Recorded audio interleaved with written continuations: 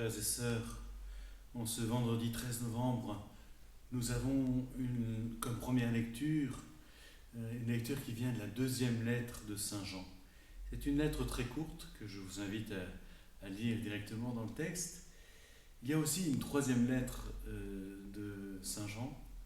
Et au fond, le message qui est de plus en plus résumé dans ces lettres, de plus en plus petites, de la part de l'apôtre Saint Jean, eh bien, le message est très clair, c'est aimez-vous les uns les autres.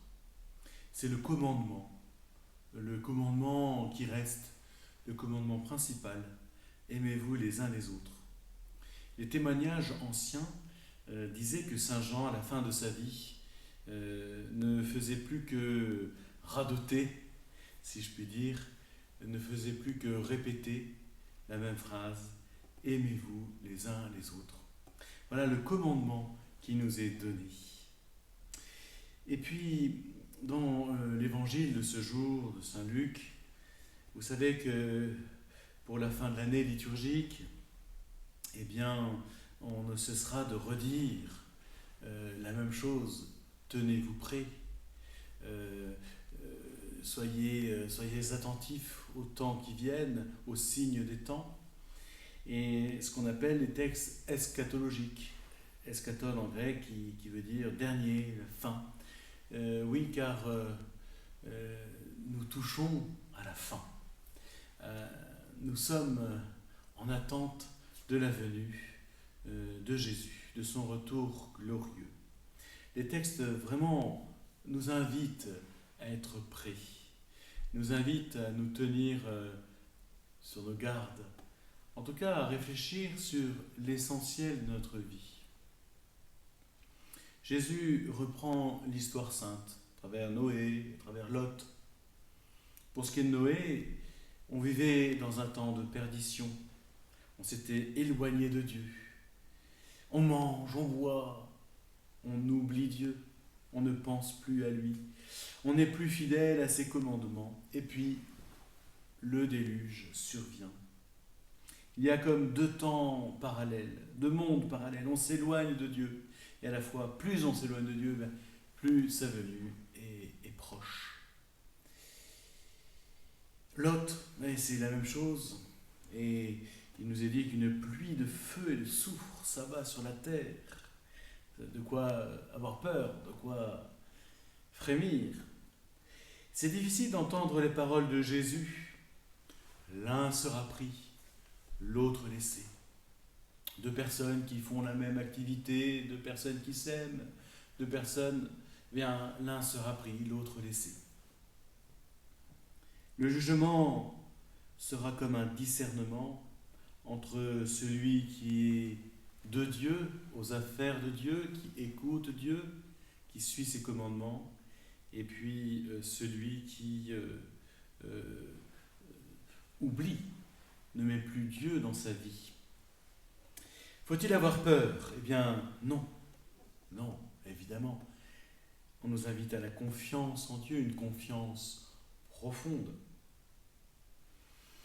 Comment rester sur le chemin ? Comment rester vraiment droit, comment rester fidèle à Dieu ? Eh bien, c'est très simple. La clé est toujours la même. Être fidèle à la parole de Dieu et à son commandement, le commandement d'amour, pour reprendre le terme de la première lecture, mais qui sont partout présents aussi dans l'Évangile. Voilà, garder la parole, garder les commandements, dont le commandement de l'amour principalement, eh bien, ce sont des éléments sûrs. Avec ces éléments-là, avec cette base-là, eh bien, il n'y a pas à s'inquiéter, il n'y a pas à avoir peur, il n'y a pas à douter, est-ce qu'on va être pris, est-ce qu'on va être laissé ? Non, on sait qu'on est dans la main de Dieu quand on garde sa parole, quand on garde ses commandements. Les fruits que nous pouvons goûter et qui nous assure quelque part, qui nous confirme dans cette voie, c'est la paix, la joie, la confiance, l'esprit de service, toutes les bonnes œuvres Mais profondément, la paix et la joie, j'ai envie de dire, sont sont des dons de l'Esprit Saint qui ne trompent pas. Quand on est dans la paix, quand on est dans la joie, eh bien, il y a fort à parier, hein. En tout cas, ce n'est pas la question de pari, mais il y a cette assurance, cette confiance que nous sommes dans la bonne voie.